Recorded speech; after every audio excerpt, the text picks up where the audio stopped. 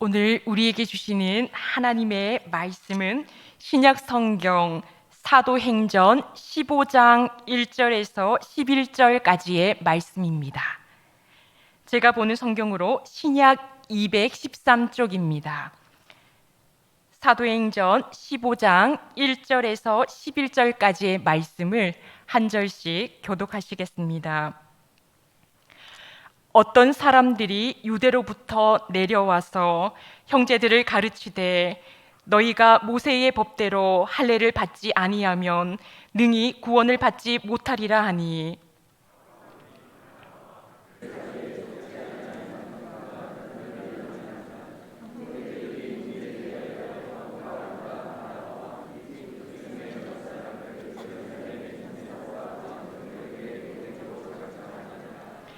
그들이 교회의 전송을 받고 베니게와 사마리아로 다니며 이방인들이 주께 돌아온 일을 말하여 형제들을 다 크게 기쁘게 하더라.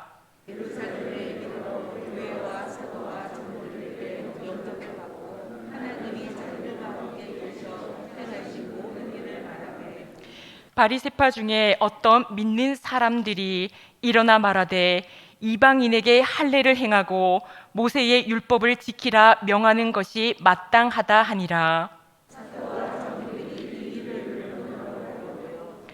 많은 변론이 있은 후에 베드로가 일어나 말하되 형제들아 너희도 알거니와 하나님이 이방인들로 내 입에서 복음의 말씀을 들어 믿게 하시려고 오래전부터 너희 가운데서 나를 택하시고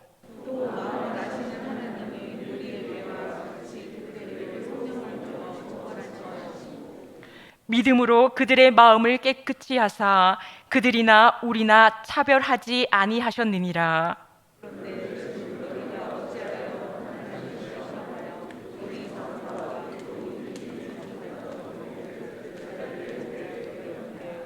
함께 봉독하시겠습니다.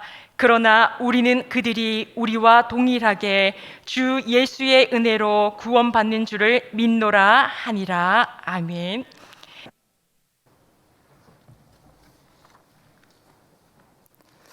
잠시 기도하겠습니다. 사랑의 주님 아버지, 오늘 우리에게 말씀하여 주시고 이 선포되는 말씀이 우리에게 희망과 소망이 되게 하시고 위로가 되게 하여 주옵소서. 감사드리며 예수님의 이름으로 기도드립니다. 아멘. 할렐루야. 오랜만에 수요 예배 얼굴 뵙고 예배드리니 참 좋으시지요? 우리 옆에 계신 성도님들께 이렇게 인사하겠습니다. 예수님의 이름으로 사랑하고 축복합니다. 다시 한번 환하게 인사하겠습니다. 보고 싶었습니다.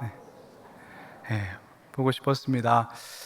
오늘 우리가 읽은 본문은 예루살렘 공의회라고 불리우는 사건입니다. 초대교회 역사는 공의회라는 것을 중심으로 전개가 됩니다. 교회 안에 갈등이 있거나 혹은 안건이 있을 때 한두 사람의 직권으로 그것을 결정해서 선포하고 지시하는 것이 아니라 서로 토론하고 서로의 이야기를 들어주고 함께 의사결정을 하는 시스템이 초대교회 안에 존재했고, 오늘 우리가 읽은 본문은 그 첫 출발점이 되는 것과 같다고 이야기할 수가 있습니다. 오늘 사도행전 15장에 기록되어 있는 공의회 내용을 살펴보자면 먼저 사도 바울의 이야기로 좀 돌아가야 됩니다. 우리가 잘 알다시피 사도 바울은 예수 믿는 사람들을 잡아다 죽이던 사람들이었습니다. 하나님의 마음을 아프게 했던 사람이고 예수님의 마음을 속상하게 했던 사람이 사도 바울이었습니다. 그런 사도 바울을 우리 예수님께서 다메섹 도상에 찾아가 주셔서 만나 주셨습니다. 그래서 예수님을 잡아다가 감옥에 가두고 못살게 괴롭히던 사도 바울이 예수님이 가장 사랑하시는 복음 전도자가 되었습니다.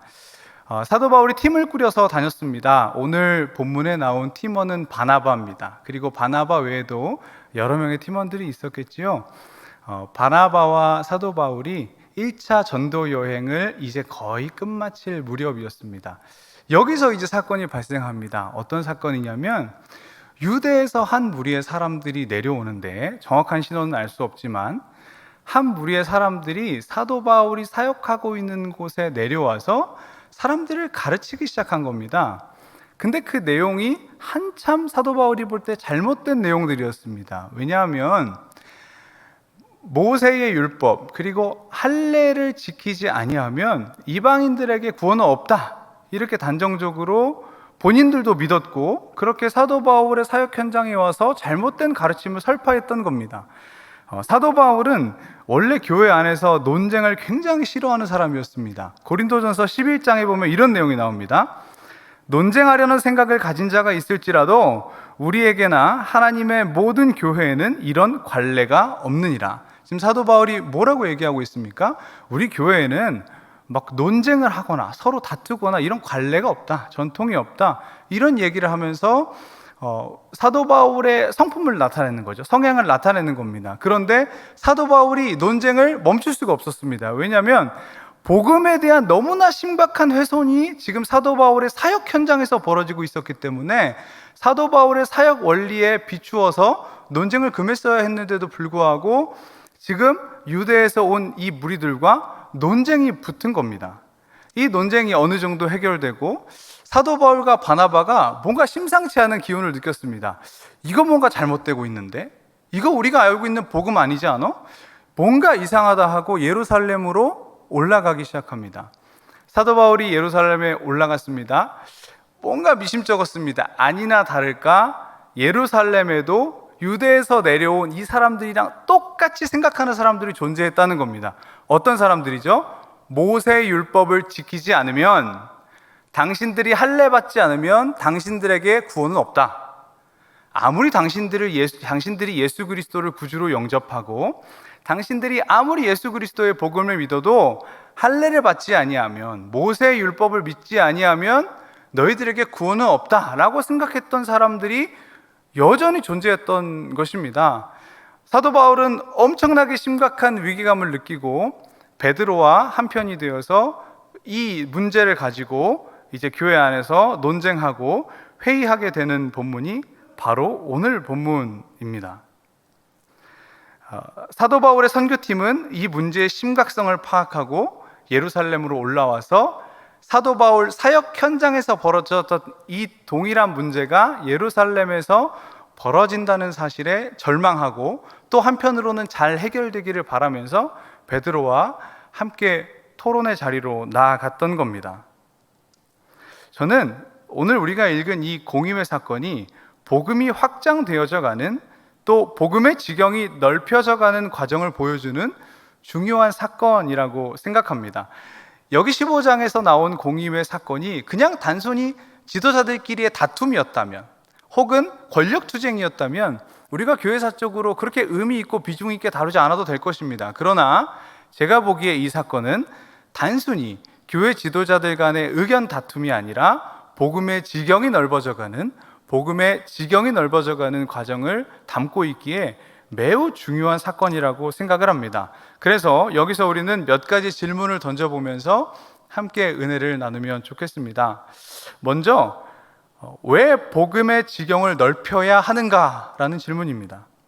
왜 복음의 지경을 넓혀야 됩니까? 복음의 지경이 넓어질수록 복음이 선명해지기 때문에 그렇습니다. 우리가 팔레트에다가 진한 물감을 이렇게 짜서 큰 도화지에다가 이렇게 탁 흩뿌리면은 물감이 더 진해질까요? 흐려질까요? 네, 흐려집니다. 물감이 아래로 쪼르르 흐리면서 아주 진한 빨간색도 옅은 빨간색이 되고 아주 진한 파란색도 옅은 하늘색이 되는 것을 알 수 있습니다. 일반적으로 넓어질수록 옅어지고요, 어떤 사건이든지 또 어떤 일이든지 그것이 커질수록 그 의미가 희미해지는 것이 자연스러운 일일지도 모르겠습니다. 그러나 복음은 그 지경이 넓어질수록 더욱더 그 향기가 진해지고 선명해집니다. 본문에 나온 사도 바울의 사역 현장에 와서 너희가 율법을 지키지 않고서는 구원받을 수 없다고 주장했던 사람들, 그리고 예루살렘에서도 여전히 똑같이 주장했던 사람들은 복음에 대한 선명한 이해가 없었습니다.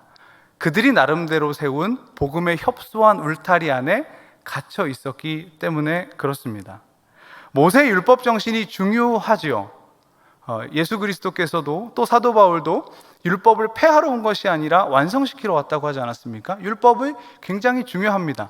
할례 역시 유대인들에게 중요한 것일 수 있습니다. 그러나 그것이 복음의 핵심과 그것이 복음의 본질은 아니었다라는 것입니다. 그것들을 본질로 생각할 때 큰 문제가 발생되는 것이었습니다. 유대교 전통과 예수 그리스도에 관한 복음이 섞여서 복음이 혼탁해져 버린 것입니다. 복음의 지경을 넓히지 못한 이들은 복음의 핵심을 보지 못했습니다. 이들은 복음의 본질과 비본질을 구분하지 못했던 것입니다. 심지어 그 비본질을 붙잡았고 그 비본질을 붙잡았던 탓에 이방인 전도에 큰 장애가 되었던 것입니다. 본질과 비본질을 구분하지 못하는 신앙인은 결정적인 순간에 복음 사역을 방해하는 자리에 있을 수 있습니다. 누가는 사도행전을 예수님의 부활 후 승천 사건으로 시작하는데요.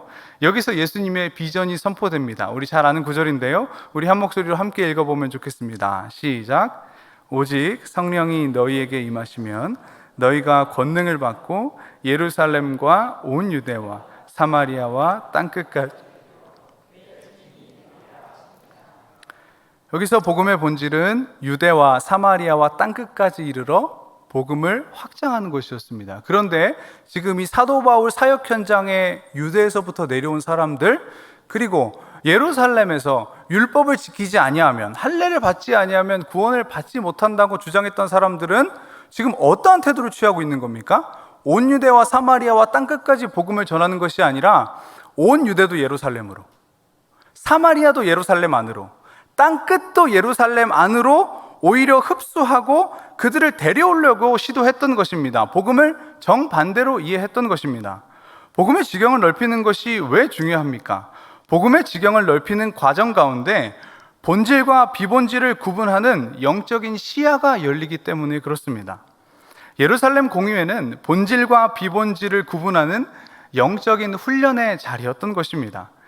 이 사건을 통해서 초대교회는 복음의 본질과 비본질을 발라내는 시스템을 갖추게 되었고, 복음의 본질과 비본질을 발라내는 작업이 얼마나 복음 전도에 있어서, 예수님의 소원을 드리는 데 있어서 얼마나 중요한 것인지 다시 한번 깨닫게 되었던 것입니다.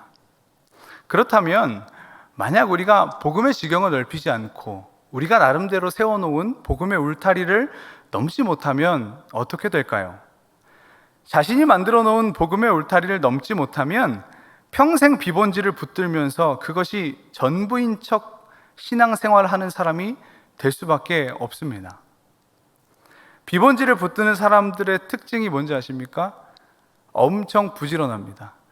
지금 유대에서 내려온 사람들은 굳이 사도 바울의 사역 현장에 내려올 필요가 없습니다. 엄청나게 열심히 살고 엄청나게 열심히 사역합니다. 그러나 비본질을 붙들고 아무리 열심히 살아봐도 결과적으로 교회를 세우는 것이 아니라 교회를 어지럽히고 사역을 방해하는 것밖에 안 되는 겁니다. 여러분, 얼마 전에 끝난 올림픽 많이 보셨을 겁니다. 펜싱이라고 혹시 아시나요? 이렇게 칼로 탁 찌르는 그런 스포츠가 있는데, 그 남자 선수들이 너무 잘생겨가지고요, 저도 이렇게 유심히 보게 되더라고요. 저도 이번에 펜싱 규칙을 전혀 몰라서 한번 찾아보니까 펜싱에 크게 3가지 장르가 있더라고요. 그런데 펜싱 경기의 특징이 이 3가지 장르의 에페라는 경기를 제외하고는 규칙이 정해놓은 지점을 찔러야 되는 겁니다. 그러니까 아무데나 찌르면, 상대방을 아무데나 찌르면 점수가 올라가는 것이 아니라 그 점수 판넬이 부착된 곳에 정확하게 그곳을 찔러야지 점수가 올라가는 것이지, 그냥 아무데나 상대방이 밉다고 막 찌르면 점수가 올라가는 것이 아니라는 겁니다. 복음도 이와 마찬가지입니다. 우리가 세워놓은 협소한 복음의 울타리를 넘어야 하는 것은 하나님의 나라에서 득점하기 위해서입니다. 아무렇게나 찔러댄다고 해서 복음이 전해지고 아무렇게나 사역한다고 해서 복음이 확장되는 것이 아니라 복음의 지경을 넓혀가는 과정 가운데 우리가 사역의 자리로 나아가야지 하나님 나라에서 득점하는 것이지, 그냥 아무렇게나 열심히 사역한다고 해서 사역의 득점이 올라가는 것이 아니라는 것입니다. 바리새파 교인들, 그리고 유대교 전통에 익숙한 그리스도인들은 자신의 울타리를 넘어서기 어려웠을 겁니다. 그래도 도전해야 됩니다. 성령님이 그 신앙의 여정 가운데 능력으로 함께 하실 것입니다. 복음의 능력이 무엇입니까? 우리가 쉽게 넘지 못하는 복음의 울타리를 능히 넘어서게 하는 것, 그것이 바로 복음의 능력 아니겠습니까? 또 하나의 문제가 있습니다. 실제 초대교회에서는 고질적으로 하나 가지고 있던 문제가 있었는데, 그것은 유대인 출신 기독교인들과 이방인 출신 기독교인의 갈등 관계입니다. 이들은 나름대로 본인들이 세워놓은 복음의 울타리, 협소한 복음의 울타리를 넘어서지 못하고 상대방에 대해서 곡해하고 또 왜곡하고 갈등하고 반목하는 역사가 많았던 것입니다. 사도 바울은 고린도 교회에게 이렇게 편지하면서 이 갈등 상황을 정리하라고 권면하고 있습니다. 우리 함께 읽어보겠습니다. 고린도전서 7장 17절 말씀입니다. 시작. 오직 주께서 각 사람에게 나눠주신 대로 하나님이 각 사람을 부르신 그대로 행하라. 내가 모든 교회에서 이와 같이 명하노라. 할례자로서 부르심을 받은 자가 있느냐? 무할례자가 되지 말며 무할례자로 부르심을 받은 자가 있느냐? 할례를 받지 말라. 할례 받는 것도 아무것도 아니요 할례 받지 아니하는 것도 아무것도 아니로되 오직 하나님의 계명을 지킬 따름이니라. 아멘. 복음의 세계에서 본질적이지 않은 것 가지고 논쟁하고 갈등하는 것을 멈추라는 겁니다. 할례 받고 안 받고 중요하지 않다는 겁니다. 너희가 할례 받지 않았어? 그럼 할례 받지 마. 너희가 할례 받았어? 그럼 할례 받은 그대로 하나님 앞에로 나아가라 라는 것입니다. 하나님의 세계에서, 복음의 세계에서 비본질적인 것을 붙들고 서로 갈등하고 반목하지 말라는 사도 바울의 권면입니다. 복음의 본질에 집중하라는 것입니다. 복음의 지경을 넓히지 못하면 복음의 울타리, 각자 자신이 세워놓은 협소한 복음의 울타리를 넘지 못하면 결국 교회의 사역을 방해하고 심지어는 교회의 갈등을 야기하는 존재가 된다라고 하는 것입니다. 그렇다면 우리가 만약 복음의 울타리를 넘으면, 복음의 지경을 확장해 나아가면 어떠한 일이 일어나겠습니까? 복음의 지경을 넓히는 것을 통해 복음의 확장이 일어나게 됩니다. 오늘 15장을 기점으로 복음 사역에 더욱 탄력을 받게 됩니다. 오늘 본문에서 정리된 복음에 대한 이해는 결국 사도 바울의 2차, 3차 전도 여행에 엄청나게 큰 영향을 미치게 됩니다. 지금 사도 바울은 1차 전도 여행을 진행하는 과정 가운데서도 굉장히 불편했던 겁니다. 왜냐하면 복음을 전하는 가운데 자꾸 이런 사람들이 복음을 사역을 방해하는 겁니다. 이방인 전도가 사도 바울의 주특기인데 이방인들에게 복음을 전하려고 하면 이거를 해야 된다, 저거를 해야 구원받는다, 이것이 복음이 부족하다, 뭔가 더 필요하다, 계속해서 혼탁한 복음을 전하고 방해하고 있는 것이었습니다. 그런데 오늘 이 15장의 사건 지나고 나서 사도 바울은 전도여행 2차, 3차에 복음에 엄청난 박차를 가하게 됩니다. 복음의 확장은 결과적으로 복음 이해의 확장은, 복음의 지경을 넓히는 것은 결과적으로 복음의 확장을 가져오게 되었습니다. 사도행전은 인물들을 중심으로 전개되지만 결코 인물들의 역사는 아닙니다. 인물들을 통한 성령의 복음 확장의 역사입니다. 우리가 복음의 지경을 넓힐 때 성령이 활동하실 수 있는 공간을 만들어 드릴 수 있는 것입니다. 하나님은 본질을 가지고 씨름하는 사람, 본질의 목매는 사람을 사용하신다라는 것입니다. 누가 그러면 이 복음의 지경을 넓힐 수 있겠습니까? 복음의 지경을 넓힐 수 있는 사람은 복음을 들어서 동의한 사람이 아니라 복음을 체험한 사람입니다. 다시 한번, 복음의 지경을 넓힐 수 있는 사람은 복음에 동의한 사람이 아니라 복음을 체험한 사람들입니다. 오늘 본문에 나오는 두 명의 사람이 있습니다. 한 명은 사도 바울입니다. 아까 말씀드렸다시피 사도 바울은 예수 믿는 사람을 잡아 죽이던 사람이지 않습니까? 그러나 다메섹 도상에서 예수를 깊게 만나는 복음 경험으로 인하여 누구보다도 율법의 조예가 깊었던 유대인 중에 유대인이었던 사도 바울이 누구보다도 복음의 지경을 넓히는 사람이 되었다라는 것입니다.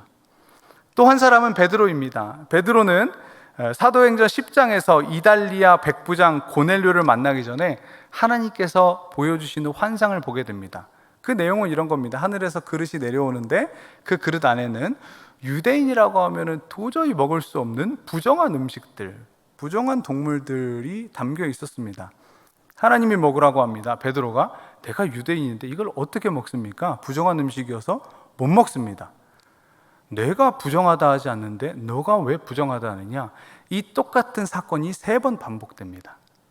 이 3번 사건을 반복하고 고넬료를 만나고 또 고넬료와 함께 있던 이방인들에게 베드로가 복음을 전하니까 이방인들 가운데서 방언의 역사가 나타나고 성령이 충만케 되는 놀라운 역사가 일어나게 됩니다. 지금 하나님은 사도 바울에게 베드로에게 무엇을 이야기하고 싶었던 것입니까? 내가 정하다 한 것을 너가 부정하지 말라라고 하는 것입니다. 지금 베드로는 이 사도행전 10장 사건에서 깊게 복음을 체험하게 됩니다. 아, 복음이란 이런 것이구나. 내가 이제까지 이해한 복음이 협소한, 내가 처진 울타리 안에 머물러 있던 복음이었구나. 내가 이제 이 울타리를 넘어서 이방인들을 위해서 세움받은 사람이 바로 나구나 라고 깨닫기 시작한 것입니다. 두 사람의 공통점이 무엇입니까? 누가 복음의 지경을 확장합니까? 복음에 동의한 사람이 아니라 복음에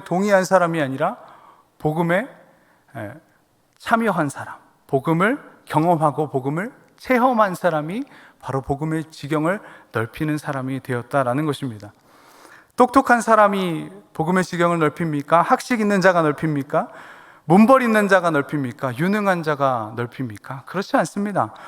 복음의 역사를 경험한 자, 성령의 역사를 경험한 자, 그로 인하여 오직 예수만이 나의 주인이 되신다고, 구원자가 되신다고 고백하는 그 한 사람 한 사람을 통해서 하나님께서 복음의 지경을 넓혀 가시더라라는 것입니다. 이것은 우리에게 소망과 희망이 되는 말씀입니다. 우리에게 은혜의 가능성이 언제나 열려 있습니다. 은혜의 자리가 언제나 있고 성령의 자리가 있고 언제나 하나님은 우리 영혼교회에 찾아오십니다. 우리가 그 복음에 동의하는 것을 넘어서 그 복음에 참여하게 되면, 그 복음의 역사에 경험하게 되면 우리가 바로 그 복음의 지경을 넓힐 수 있는 사람, 그 한 사람이 되어지는 것입니다. 말씀을 맺겠습니다. 저는 학부 때 기독교 교육을 전공했습니다. 교직 과목 중에 그 목표 설정 이론에 대해 배운 기억이 있습니다. 교육 현장에서 가장 우선적으로 설정되어야 할 것이 교육 목표입니다. 물론 거시적인 교육 목표가 있을 겁니다. 좋은 사회인으로 성장시키는 것, 건강한 인격과 지성을 가진 학생으로 만드는 것, 우리 교회 같으면 하나님을 사랑하는 학생들을 양육하는 것, 거시적인 교육 목표들이 있을 겁니다. 그러나 제가 지금 이야기하는 교육 목표는 당장 그 수업에 혹은 그 학기에 혹은 그 1년의 목표를 설정하는 것을 말합니다. 하나님은 우리 교회를 너무 사랑하셔서 우리 교회에 선명한 목표, 비전을 허락하셨습니다. 매년 교회 표어가 있었습니다. 주제도 있었습니다. 그러나 이토록 선명하고 분명하게 그 해의 주제에 천착한 해는 많이 없었던 것 같습니다. 올해 우리 표어가 뭡니까? 영은 지경을 넓히다입니다. 이제 절반도 남지 않은 한 해를 보내며 혹자는 코로나 때문에 우리의 지경이 결론적으로 확장되지 못했다고, 우리의 목표와 목적을 이루지 못했다고 생각하실 수도 있겠습니다. 그러나 그렇게 생각할 필요가 없다고 생각합니다. 왜냐하면 지경이 넓어진다라고 하는 의미는 단순히 우리의 사역의 범위와 종류, 횟수를 확장시키는 것만을 의미하지는 않기 때문입니다. 우리는 이 어려움 가운데서도 여전히 복음의 지경을 넓혀가고 있는 줄로 믿습니다. 우리 교회는 영은 지경을 넓히다라는 목표를 가지고 복음의 본질과 비본질을 끊임없이 구분하는 강도 높은 영적인 훈련을 하고 있는 시기입니다. 코로나 시국 가운데서도 복음의 확장에 기여하고 있는 중이며 코로나 가운데서도 복음의 역사를 경험하고 있는 중입니다. 하나님은 코로나가 극심한 가운데서도 여전히 우리 교회가 지치지 않고 복음의 지경을 넓히시기를 원하십니다. 올 한 해 우리가 가지고 있는 복음이 더욱 선명해지기를 원합니다. 그리고 복음의 지경을 넓힌 우리 교회가 울타리를 넘어 열방의 수많은 흠 있는 자들을 너른 마음으로 품어줄 수 있는 귀한 복음의 허브가 되기를 소망합니다. 복음 넓어질수록 선명해집니다. 흐릿한 복음이 아니라 선명하고 맑은 복음을 소유하고 흘려보낼 수 있는 우리 모두가 되기를 소망합니다. 복음의 지경을 넓혀갈 때에 올 한 해 표어인 지경을 넓히다, 절대 실패하지 않고 절대 의미 없지 않고 승리하게 될 줄로 믿습니다. 함께 기도하겠습니다. 사랑의 하나님 아버지, 복음의 지경을 넓혀가는 역사가 초대교회의 역사인 줄로 믿습니다. 우리 교회에 올해 허락하신 영은 지경을 넓히다, 우리 마음처럼 안 되고 뜻처럼 안 돼서 때로 실망하고 좌절한 성도님들 계실 줄 압니다. 그러나 그럼에도 불구하고 우리는 여전히 복음의 지경을 확장하고 있고 또 하나님이 그것을 원하신다라는 사실을 우리가 분명하게 알았으니 우리가 이 하나님이 주신 귀한 목표와 표어를 가지고 남은 한 해 복음의 지경을 넓혀갈 수 있는 귀한 영혼의 성도님들 우리 모두가 되게 하여 주옵소서. 감사드리며 예수 그리스도의 이름으로 기도드립니다.